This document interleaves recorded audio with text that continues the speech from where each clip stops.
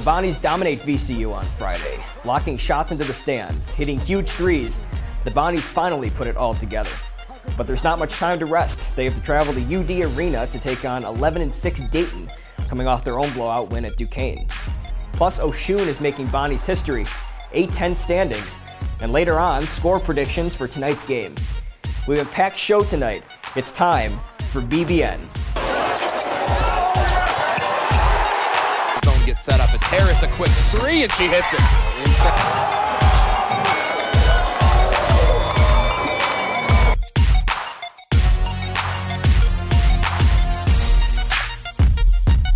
Welcome back to BBN. My name is Nick Gallion. As always, we are here with Olean Times-Herald beat writer JP Butler and SBU-TV sports reporter Anthony Goss. And we have a lot to get to today, including the fact that the ESPN's Basketball Power Index only gives the Bonnies a 35% chance of winning tonight's game against the Dayton Flyers.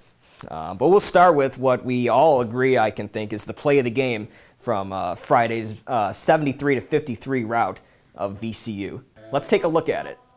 Yeah, I mean, what just an outrageous block. Just another huge momentum, thing in that game for them as well. I was sitting there thinking to myself, when did the A-10 volleyball championships start? I mean, he really spiked that thing all the way almost to the Reds.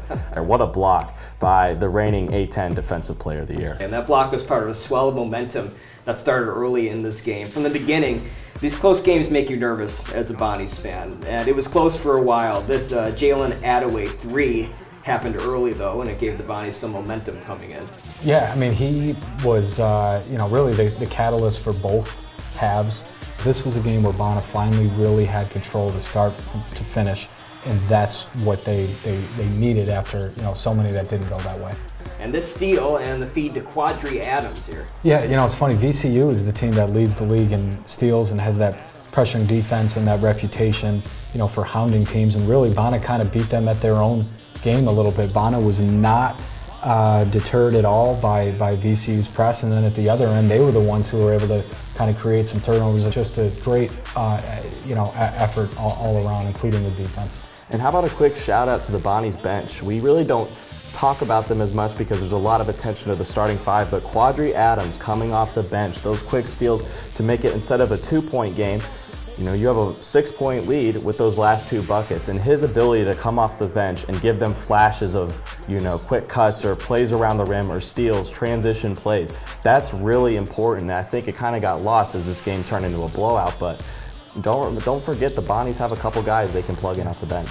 But later on, Osun here, he helps the Bonnies start to pull away with this layup right here. Earlier in the season, we were kind of seeing a little bit less offensively from him. LaSalle, he was the reason they won the game.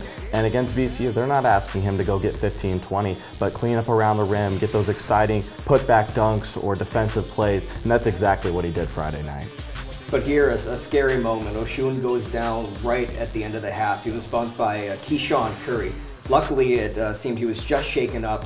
You'll hear in a couple minutes what DaRon Holmes had to say about that moment. So it's 34-28 at the half. What stood out to me, at least, St. Bonaventure did skip a beat out of the break. Holmes, on the Bonnies' first play of the half, sinks it. Holmes finished the night with 17 points, second on the team just to Jalen Attaway's 25. Yeah, to me, the biggest key in the whole thing was just, again, being able to handle this VCU. That's what they were able to do again. And it's the same thing against Marquette. They're the same type of team. Bona beats that pressure. Now all of a sudden you can go out on these runs and get up 20 the way they did, and that's what they did again on Friday. Now, quite simply put, JP, you're not going to fluster a team that's full of seniors. That's not going to happen in college basketball. And the aggression and the continued patience, but aggression at points. Was really important for the Bonnies in this game. They were patient breaking the press, but they weren't aggressive like VCU was in bad times. For example, Vince Williams, one of the star players on VCU, was a little bit too aggressive and had 4 early fouls. And once you negate one of their best players, it makes it a lot more simple for Bonnies. But again, just an all-around effort and a really good effort from this Bonnies team. That's what Schmidt says. It's not just breaking the press, making good decisions after the fact. And when you have 5 seniors, as Anthony said, this is a group that makes good decisions. But let's talk a little bit more now about Jalen Attaway. He took over the second half, 18 second half points, and the Bonnies really, like you just said, they were put on Jalen Attaway's back Friday night. Yeah, I think Anthony hit the nail on the head before. It's funny with these guys, it seems everyone has their kind of night in the sun. I had no idea, but Attaway's actually perfect from the free throw line this year. He's 25 of 25 in his seventh. Knock on wood. We're part of that. Hopefully I didn't just jinx him there, but that was a big part of it. Like I said, he was the catalyst in both halves. He got that second run going. It was a 21-4 run in total that spanned both halves. They just completely turned the game around. Right, and we said again, it's just about each night there's a different guy on this Bonna squad that can take over. On Tuesday against LaSalle, it was Osun with his double-double. Couldn't be handled in the paint. And then Friday, VCU had no answer for Jalen Attaway, whether it was at the three-point line, mid-range. It's just every single night there's a threat of one of these guys going off, and that makes them so hard to prepare for. Yeah, and like you said, JP, I mean, especially at the free throw line, Jalen Attaway and everybody on the Bonnies made their impact Friday night. Mark Schmidt, DaRon Holmes, and I guess Jalen Attaway both said, or they all said, that Friday was a special game for the team. Tonight, the Bonnies play their first rescheduled game from their COVID-19 pause. They travel to UD Arena to face the 11-6 Flyers. We talked about this a couple weeks ago. This is a team that is still retooling after losing Obi Toppin to the NBA. Yeah, they're a team. It's interesting that they're now kind of fully past the Obi Toppin, Jalen Crutcher era. They're starting over, and they've still gotten off to a really good start with the wins you mentioned, and then coming off their own COVID pause. But since then, they've won 3 in a row, 2 of those convincingly, including on Friday against Duquesne. But they're doing it with a team that's 4 freshmen and a sophomore transfer, and it's because these guys. They may be freshmen, but they're really super talented, and that's what Schmidt was kind of talking a lot about. They're highly recruited, highly talented kids that may take them a while to fully kind of come into their own and maybe be that slam dunk Dayton team that we're used to, but they're still even really good right now. They play well at home, and that's the challenge that Bonna is going to see tomorrow. That's right, JP, and we talked about the Obi Toppin era, players like Jalen Crutcher who have come in there. But let's give a credit to the coach whose system they're playing in. Anthony Grant, since coming to Dayton from Alabama, has just built an exceptional program. It was good before. It was one of the best in the A-10, but he has continued that legacy of good Dayton teams. And, they are a younger team. They have a lot of talent, but it is still going to be a raucous environment going in there tomorrow. That's exactly right. I mean, there's that winning culture there anyway. They plug new guys into it. And the most difficult road venue of any in the A-10. That's what they're up against tomorrow. Even in this COVID era, there's going to be over 13,000 fans there tomorrow. They've historically struggled there. They've won only once, in Schmidt's tenure. It's not an easy game for Bonna. It's not an easy game for anybody. We'll talk about the blocks record Osun Osunniyi is chasing later on. But rookie 6'10 forward DaRon Holmes II is chasing a record of his own this season. As a rookie, it's likely he'll break the late Steve McLevine's Dayton blocks record of 55 this season. He already has 42, and we're just halfway through the season. He's also second on his team in rebounds, with an ability his coach Anthony Grant calls a gift. Yeah, I mean, Holmes has, really stepped up as a key player right away. He's one of the most highly recruited players to go to Dayton, which is saying something, given the volume of talent they've had there over the years. And you look at him, I mean, he doesn't look like a freshman. He looks like a man, as Schmidt likes to say, 6'10", imposing kid. He's gotten off to a great, and that's, that'll be one of the challenges in the interior for Osun tomorrow. And speaking specifically to Holmes, you look at a guy who Schmidt says is built like a man, has these physical gifts, but you're going to be getting a really big test in Osun Osunniyi. Games against Duquesne, George Washington, St. Louis. It's going to be a test for Holmes to try and handle that. And we'll see what Osun does and what they game plan for, but it's going to be a test. It is, and that's I think that's where Bonna's experience is going to make the difference. And we can talk about predictions and things at the end, but I think there's just so much that goes into Bonna being one of the most veteran teams in the country and sort of being able to impose yourself that way against a freshman and a team that's one of the least experienced. Schmidt said that he didn't think the experience factor was going to be a huge factor because of how talented Dayton is, but he was willing to say that playing at UD Arena wasn't going to shake them too much. JP, you've talked about this, I mean, you were just talking about it. Dayton's arena is beautiful, it's big, it's fairly intimidating compared to the rest of the Atlantic 10 arenas. That's a tough crowd to deal with. in that arena. And we have some footage, actually. All three of us were at that arena the last time the Bonnies played there, when they had the Atlantic 10 Championship against, guess who, VCU in that arena. So let's take a look at some of the sights and sounds from that experience, which again was rocking with Bonnies fans at that time. This time might be rocking and full with Dayton fans. Right after the break, Mark Schmidt coached against his son Mike earlier this season when the Bonnies played Alfred. Mark Schmidt describes the feeling of having his son score on him in a story by our own Ryan Boland. And later on, the crew picks tonight's game. Is someone going to go against the grain and pick the Flyers? We'll see. This is BBN.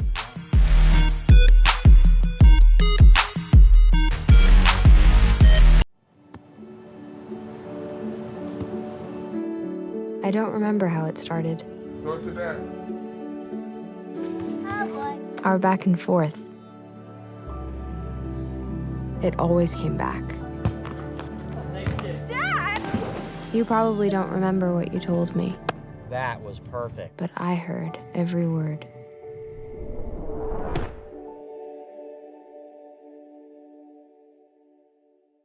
When I was in foster care, I never knew when I would have to move. So I always had my suitcase ready to go.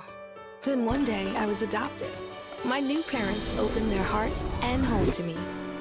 My parents cook my favorite breakfast for me every morning. My parents take me on trips I never thought I would go on. They gave me a home and an even better reason to use that suitcase. My parents aren't perfect, but they're perfect for me.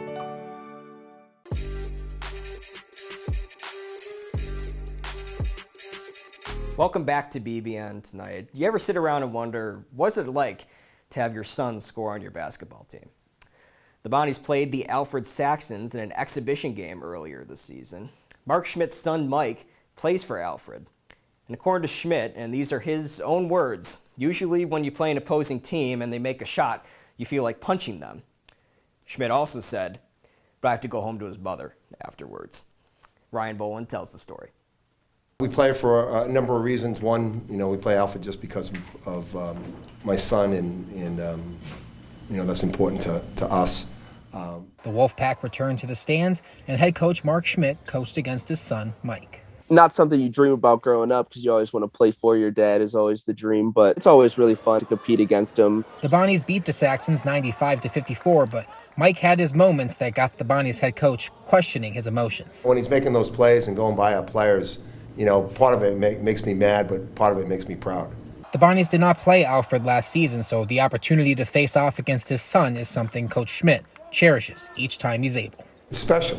There's not many coaches have the opportunity to do that. And it's something that's special to our family. It's going to be something that we can talk about when I'm, old and decrepit.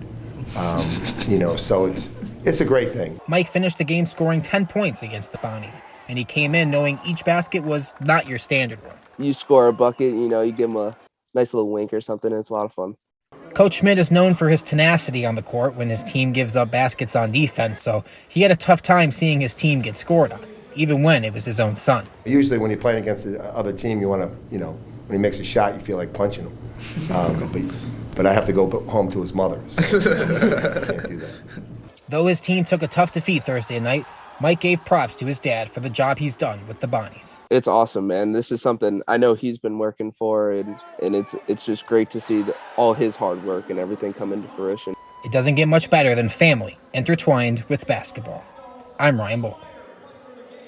Assistant head coach Steve Curran's son, Casey Curran, also plays for Alfred. I wonder if he felt the same way Schmidt did. Next, sound from Mark Schmidt and DaRon Holmes after the VCU game. And in 5 minutes, can anyone stop Osun Osunniyi from breaking the Bonnies' blocked shots record this year?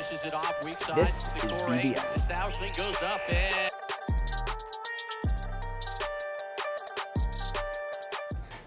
Put the keys down, Kevin. But I'm gonna drive home. There are several warning signs present that you shouldn't be driving. My text to emoji ratio has gotten a little out of hand. A little? Yep, I'm definitely gonna call a ride home.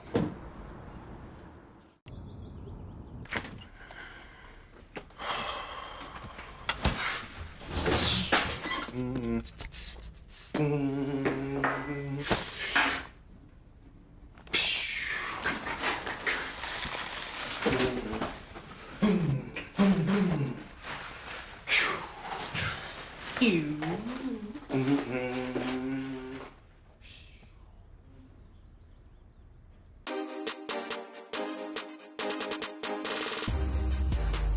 other night against VCU, Jalen Attaway had himself a game. He played 40 minutes, he had 25 points, he had 8 rebounds, a block, a steal. He did it all the other night, JP. Yeah, you know, and we talked about it, these guys all having their different days in the sun. I suspect that probably all 4 other starters will have their game where they have 25 points. I think they really kind of did that last year.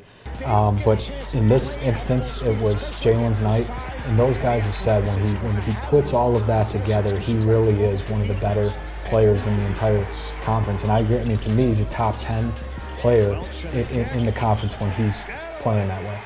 JP, we saw his scoring from all 3 phases, from three-point line, mid-range, and again getting inside.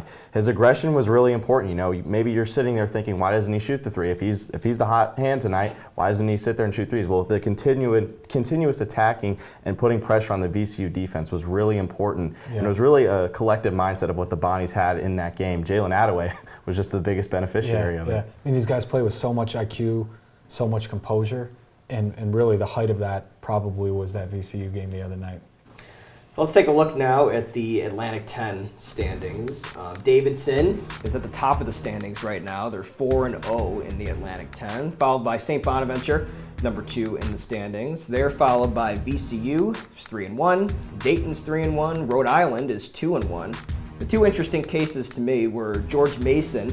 They're 0-1 in the conference right now.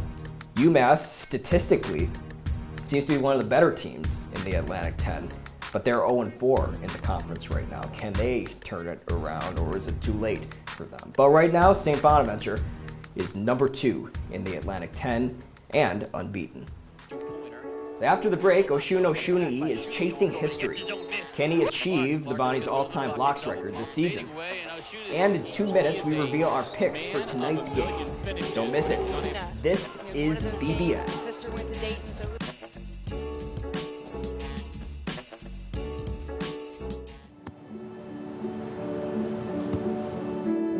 I don't remember how it started. Go to that. Our back and forth. It always came back. Dad! You probably don't remember what you told me, That was perfect. but I heard every word.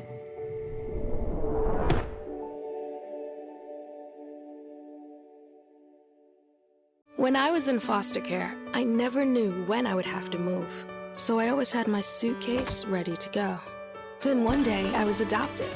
My new parents opened their hearts and home to me. My parents cook my favorite breakfast for me every morning. My parents take me on trips I never thought I would go on. They gave me a home and an even better reason to use that suitcase. My parents aren't perfect, but they're perfect for me.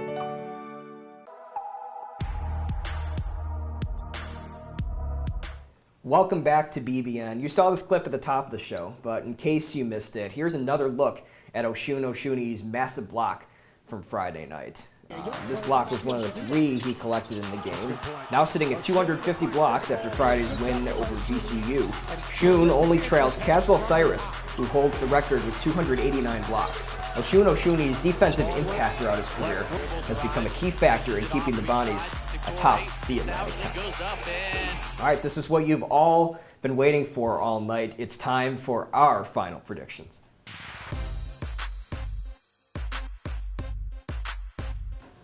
All right, JP, tell us who's winning tonight. So I'm going Bona 68, Dayton 61. I am picking Bona. I do think, again, that this is a game where their experience can really show through. I do think that Dayton's defense is good enough to maybe, and just that environment is good enough to keep Bona below 70. But I do think that, again, just the experience, what Dayton's going to see in these 5 seniors, the momentum they're coming in with after getting such a big win against VCU the other night is going to be enough to put them over the top. Bona is going to have to show that they can handle Dayton's execution, that they can handle those runs that they're inevitably going to go on, because you guys have seen it. When Dayton goes on a run at home, that crowd becomes something to see. It's really something that can push that home team. So Bona can control those. I don't see any reason that they can't come out with another big win tonight. All right, Anthony, what's your pick tonight?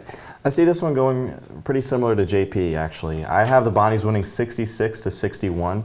I think the seniors are definitely going to be ready to play in that raucous environment. It's going to be the most adverse environment they played in 2 years, to be exact. I mean, the LaSalle game, with all due respect, is not like playing at UD Arena. But you're still getting a really young Dayton team who I think is, they're going to be upstart. They're going to be ready. Some of those guys beat the Bonnies here last year on the Bonnie senior night. But you're going to have a young team that's going to make some errors, I think, down the stretch. They're going to keep it close throughout the game. I'm going to emphasize it's going to be a classic A-10 battle to the end. But I see the experience prevailing here. I got the Bonnies winning this one. Well, it's going to be a clean sweep for all of us. I have the Bonnies 75-62. None of us were courageous enough to pick Dayton, I guess. I think just the Bonnies are just the more talented team. So I think that's just going to carry them through this game. I think Osun Osunniyi is starting to get back on the right track in terms of just being in the right places, both defensively and offensively. You saw that against VCU.